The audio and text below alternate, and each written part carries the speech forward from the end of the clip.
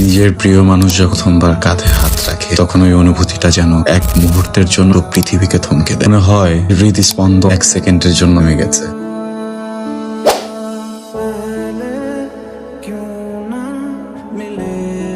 এই ছেলে ঘুরো। কে আপনি? আমি ট্রিনা। আচ্ছা ছাড়ো। সরি। হ্যাঁ, পরিবারে কে কে আছে আপনার? পরিবার আছে। গরিব। সরি, কি বলতেছি? বাবা, বোন, মা ভাই ছোটবেলায় হয়েছে। ওকে, আমারও কেউ একা। মা ছোটবেলায় মারা গেছে আর বাবা নাই 2 বছর হলো। যদিও একা বলা যায় না, বিকজ সব বাচ্চারা এদিকে ওদিকে সবাই আমার এত কাছে, ওরাই আমার পরিবার। তুমি আমার আপন হবা, আই মিন তুমি আমার বন্ধু হবা। ওকে দোস্ত, क्या हुआ? তাশরিফ বলবো না কেন, কি হয়েছে? কারণ আমি লজ্জা পাবো। তুই না সকাল থেকে পাগলামি করতেছিস। একে তো আমাকে যে সাদা শার্টটা পরে না দাঁড় করে কার্টুন লাগতেছে, আমি দেখলে পড়ি না, এবার ঘুরিস না। হয়েছে কি বলতো? আজকে একটা স্পেশাল ডে। করতে পারবি আমার বলতেন কার বাজারে কোন ওকেশন? তোকে কি সাজাইছি জানিস? কি? গল্পের তুই নায়ক আর আমি নায়িকা। ডেফিনেটলি আমি আমার মাঝে যাচ্ছি। ও রে কি তুই তো মার শাড়ি তোমাকে ইউএস আসছিস তো? Probably yes. ভালো লাগতেছে কিন্তু। আমাকে সাদা শার্ট পরে আসতে বলছিলি, প্রথম শাড়ি পরা দেখ কি অদ্ভুত এক মায়া, কি শান্তি। আমি তো তোর মায়া আবদ্ধ হয়ে গেলাম রে। গত 3 দিনে একটা বারের জন্য চোখ খোলেনি। কার অ্যাক্সিডেন্টে ট্রিনার ব্রেন স্ট্রিমে আঘাত লাগে। যে মেয়েটাকে দেখতেছেন নাম হচ্ছে ত্রিনা। গতকাল রাতেও আমার গাড়িতে অ্যাক্সিডেন্ট হয়। আমি কাউকে বুঝাইতেই পারতেছি যে আমি কৃতভাবে অ্যাক্সিডেন্টটা করি নাই। একটা কথা জিজ্ঞেস করবো? শিওর অ্যাক্সিডেন্টটা কেন করলো? অ্যাক্সিডেন্ট কি করে আপনাকে মনে আমি ইচ্ছা করে বসে? ও তাশরিফ, ত্রিনার আপনজন বলতে হয়তো ওই আছে। আমার জানার মতো ও তিনার বেস্ট ফ্রেন্ড। ডাক্তার ইঞ্জেকশন দিতে আবার ঘুমিয়ে গেল, একটু কথা বললাম। নিজেকে অপরাধী মনে হচ্ছে। একটি পূর্ণতা পাবার গল্প অপূর্ণতায় থেকে গেল মনে হচ্ছে আমার জন্য। যদিও ওদের আমার উপর এখন কোনো অভিযোগ না, বুঝতেছে যে আমি ইচ্ছাকৃতভাবে অ্যাক্সিডেন্টটা করিনি। যেভাবেই হোক মেয়েটাকে সুস্থ করে বাড়ি ফেরাতে হবে, অন্তত ওদের গল্পটা পূর্ণতা পাক। ওই দিন ফ্রেন্ডসদের সাথে আড্ডা একটু বেশি ড্রিঙ্ক করে ফেলছিলাম, তাই ড্রাইভ করে বাসায় যাওয়ার মতো অবস্থায় ছিলাম না। গত 2 দিন আমি এখানে আসছি, কিন্তু কাউকে পাইনি। আজকে পেলাম এবং জানতে পারলাম ওদের যখন স্কুল বন্ধ থাকে তখন ওরা এখানে নাচ শেখে। আমার নামটিও জানতে পারলাম, ফারিন। জানি না আমাকে দেখার পর ওর রিয়াকশন কি হবে। ধীরে ধীরে শুরু হলো আমাদের গল্প।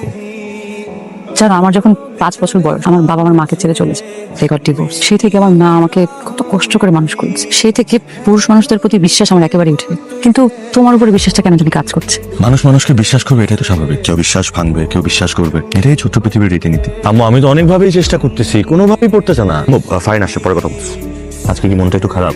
হ্যাঁ, আজকে মনটা খুব খারাপ। দেশের বাইরে একটা কোম্পানিতে জবের জন্য অ্যাপ্লাই করেছি। আজকে সেটা অ্যাপয়েন্টমেন্ট লেটার এসেছে।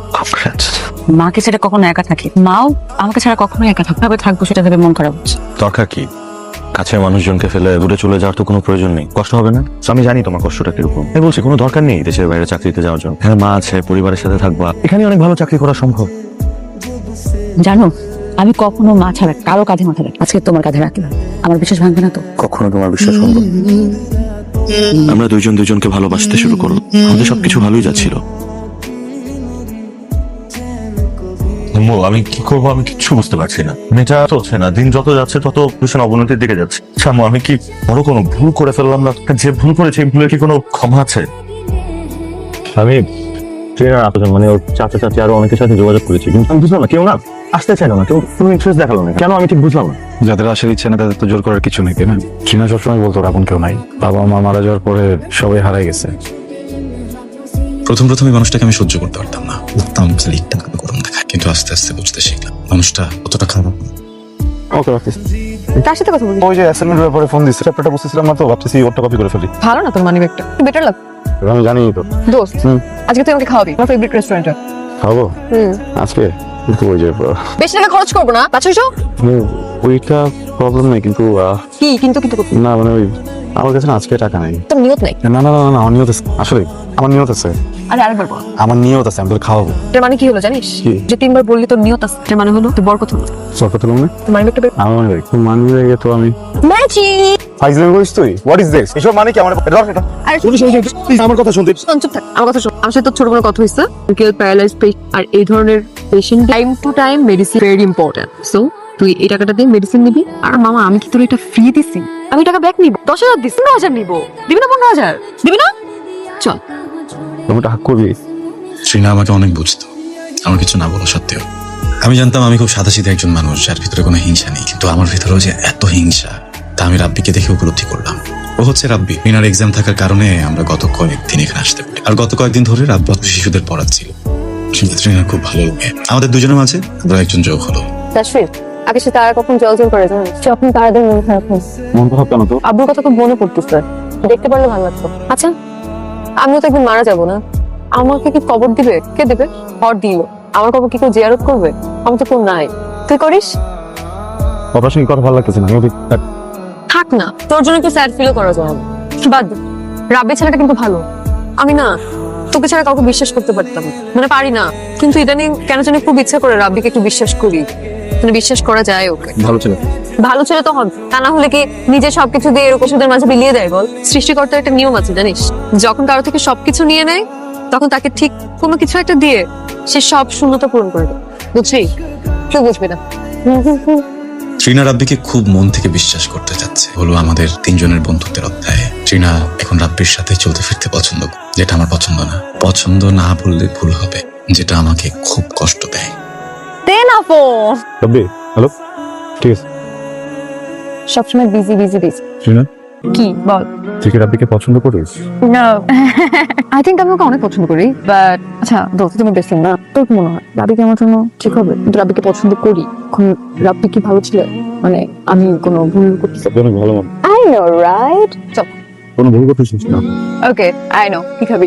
আজকে রাব্বি ট্রিনাকে তার ভালোবাসার কথা বলবে, এবং ট্রিনাও জানে যে রাব্বি কিছু একটা বলবে। তাদের এই বিশেষ দিনটির সাক্ষী হিসেবে আমি। ট্রিনার ব্যাপারে কিছু বলবি? দোস্ত, আমার খুব ভয় লাগতেছে। আমি ট্রিনাকে কিভাবে বলবো যে আমি ওকে ভালোবাসি?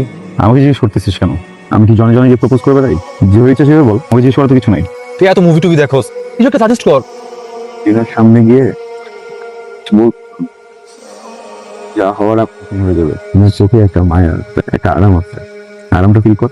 তুই তো সেই romantic. Thanks for the suggestion. কখনো বলতে পারলাম না ভালোবাসি, কত সাহসের অভাব। ট্রিনা সবসময় আমাকে বন্ধু ভাবত, আমিও চাইনি আমার ভালোবাসার জন্য আমাদের বন্ধুত্বটা নষ্ট হোক। ওরা ভালো থাকুক, ওদের ভালো রাখাটা তো আমারই দায়িত্ব।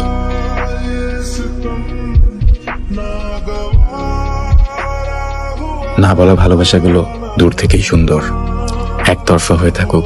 প্রথম প্রথম খুব কষ্ট হতো, ও আমার হবে না জানা সত্ত্বেও আমি কেন মানতে পারতাম না। এই ব্যাখ্যাটাই হয়তো ভালোবাসা। জীবনটা একটা খোলা আকাশে, যেখানে পাখিরা উড়বে সাথে, তা কিছু পাখি উঠতে পারে না আকাশে থাকা সত্ত্বেও। ওদের ডানা মেলে আকাশে উড়ে। চীনার সাথে ঘটে যাওয়া অ্যাক্সিডেন্টটা সে ইচ্ছা করে করেনি, বুঝতেছি। মানুষ বলতেই ভুল, আর সেই ভুলটা মানুষের সংশোধন করতে হবে। আমরা এখন সেটাই করছি। কতবার বললাম তোর হোস্টেলে থাকা লাগবে না, তুই আমাদের সাথে থাক। সে শুনবো না আমাদের কথা, সে হোস্টেলেই থাক। আমাদের কি কোনো অভাব আছে? তুমি তো বলো বাবা। আজ যদি তার বাবা বেঁচে থাকতো তাহলে এই জিনিসটা হতো না। আমার আর ট্রিনার মাঝখানে একটা সম্পর্ক ছিল ঠিকই। এই সম্পর্কে আমার জন্য ট্রিনার ছিল শুধু ভালো লাগা, কিন্তু তুই চলে যাওয়ার পর ট্রিনার চোখে আমি তোর জন্য যেটা দেখছি সেটা ছিল ভালোবাসা।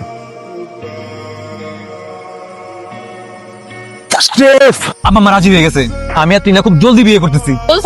অনেক খুশি, ছাড়া এটা কখনোই সম্ভব হতো না। Thank you so much. তুই খুশি হস নাই? তুই এখন চুপ করে বসেছিস কেন? কি হয়েছে তোর? আপন দুইটা মানুষ এভাবে বিশ্বাস হচ্ছে না। খুশিতে সব হয়ে গেছে। তুই খুশি না হলে কে খুশি হবে? সব তো তুই করবি না, আমার তুই ছাড়া কে আছে? চল আমরা ছবি তুলি। এই সেলফি সেলফি সেলফি, এমন একটা মোমেন্ট। দোস্ত আমাদের একটা ছবি তুলে দে না, দে না দে না।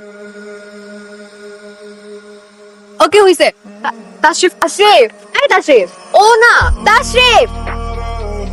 ও কিছু কেন বলছো? তুমি ওকে একটা ফোন দাও না, একটা ফোন দাও না। লাস্ট 30 ঘন্টায় আমি ওকে 300টা ফোন দিচ্ছি। এরকম কখনো হয় না, এরকম কখনো হয় না যে ও ফোন ধরবে না। আমার মাথা কাজ করছে তো কেমন বলতেছে। তুমি পাগলামি করতেছো কেন? প্লিজ কিছু করো প্লিজ।